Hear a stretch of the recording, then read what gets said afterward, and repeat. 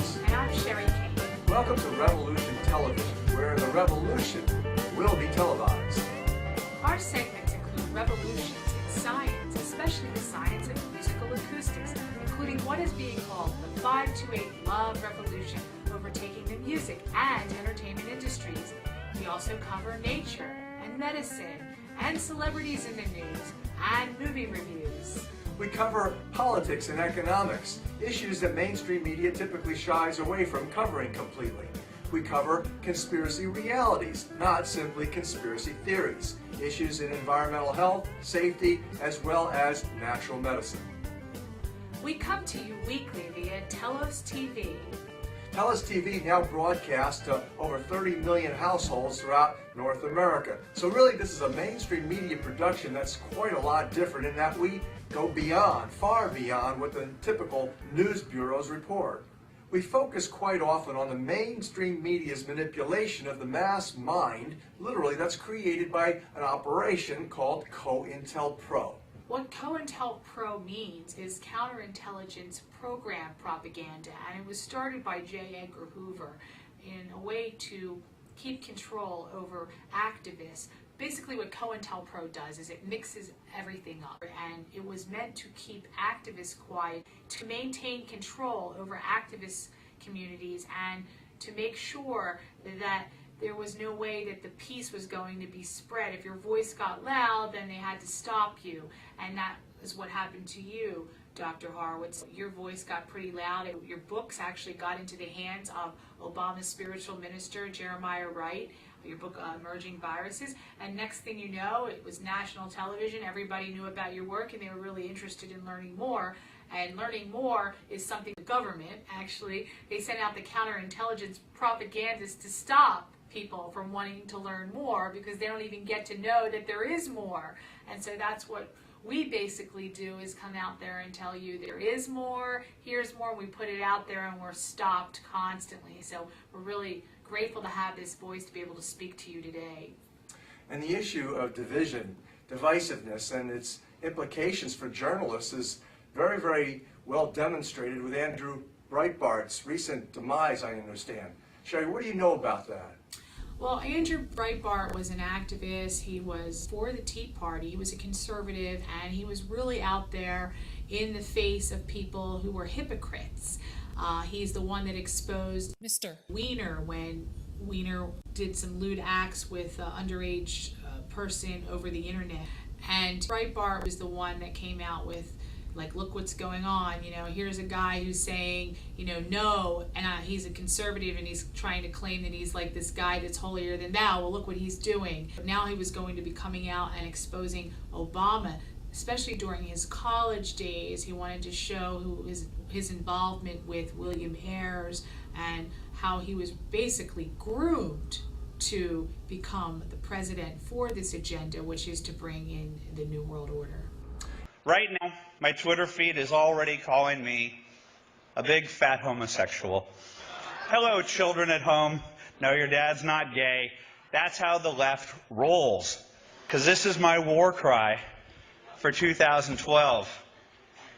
You need to join me in this war against the institutional left. This is not your mother's Democratic Party. Duh. Duh, John Podesta, George Soros. You know whose party it is? Bill Ayers and Bernadine Dorn. If I'm palling around with terrorists, I'm not the best house guest because I'm still going to destroy everything that they stand for. Unfortunately, in the year 2004, the radical left basically did a coup d'etat of the Democratic Party. And so what do we get now in Barack Obama? Well, I've got videos, by the way. This election, we're going to vet him. I've got videos. This election, we're going to vet him from his college days to show you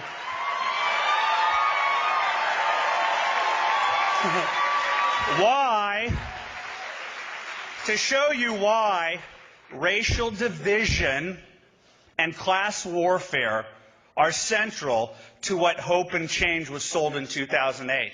And the whole issue of the alleged birth certificate from Hawaii now having been definitively proven to be a forgery. that also plays very, very poorly for a president who is involved now in the suspicions of murder. And actually, it wasn't just Andrew Breitbart who allegedly died of, quote, natural causes at a very young age in his 40s. Likewise, there was someone else, wasn't there, Sherri? There's two people involved this week that were actually involved in exposing Obama, and now they're both dead. They both were in their early 40s.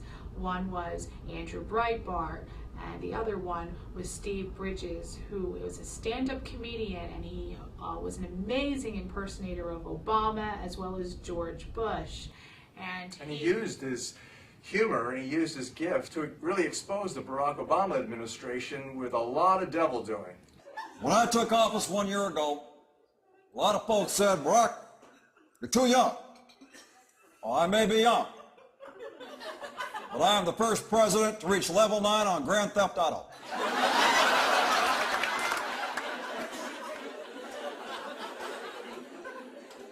The bottom line is I won the presidency. I had to. It was the only way I would get the name Barack Hussein Obama off the no-fly list.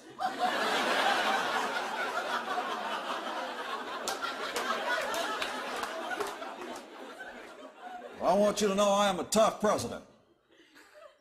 That's why I appointed Rahm Emanuel as chief of staff, because he's tough enough to communicate with Congress. He's not afraid to use words like cracker and two-bit redneck peckerwood.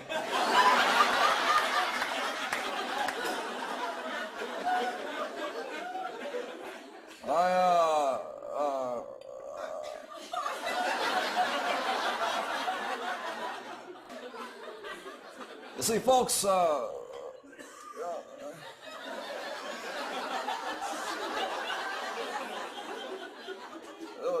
folks are hurting out there.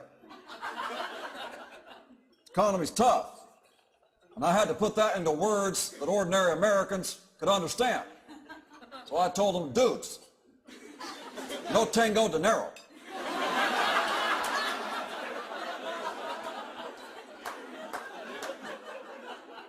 I want you to know that I'm concerned about America's future.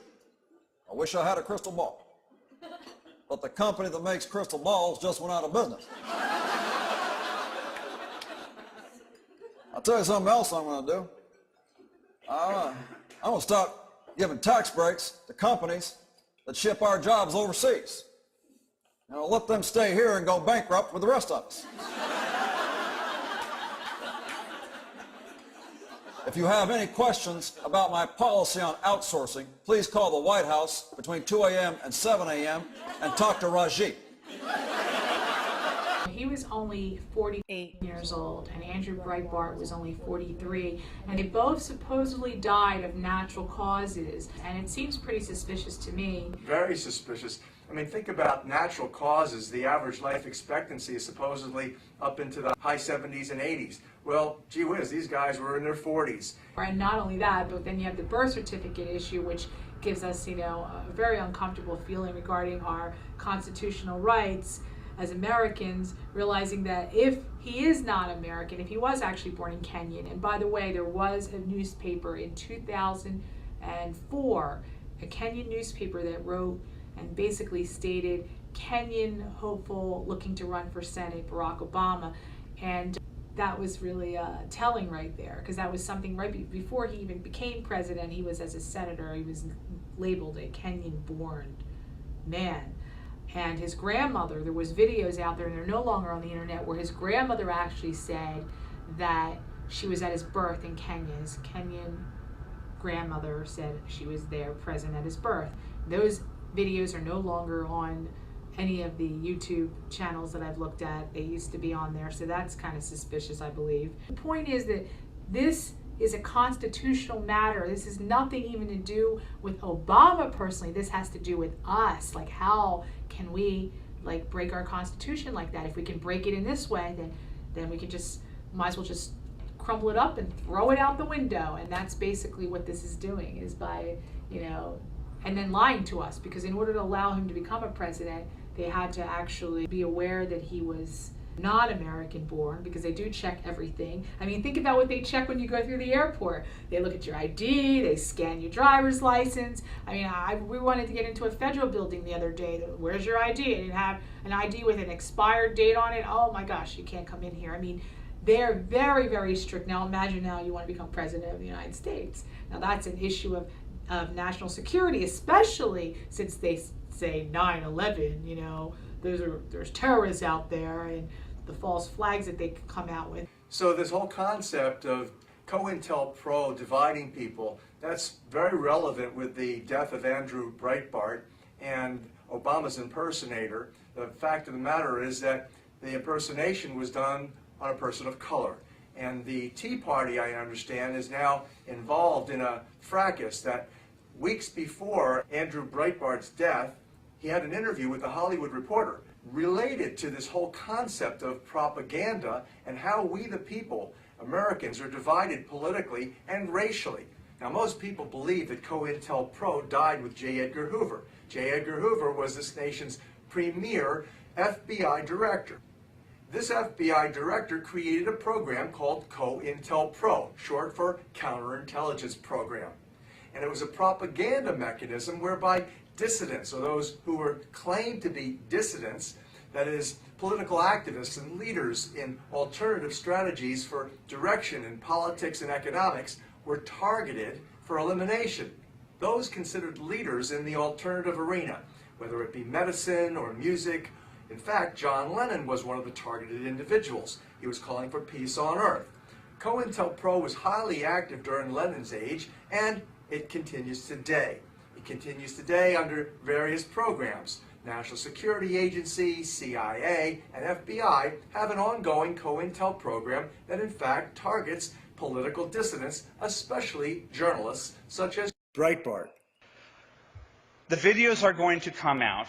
The narrative is going to come out that Barack Obama met a bunch of silver ponytails back in the 1980s, like Bill and Bernadine Dorn, who, equally radical, said one day we're going to have the presidency, and the rest of us slept while they plotted and they plotted and they plotted, and they oversaw hundreds of millions of dollars in the Annenberg Challenge, and they had real money from real capitalists who gave it on to their children and their children's children, and then they become communists. Barack Obama is a radical. We should not be afraid to say that. And Barack Obama was launched from Bill and Bernadine's salon. Radicals at Beirut on the Charles.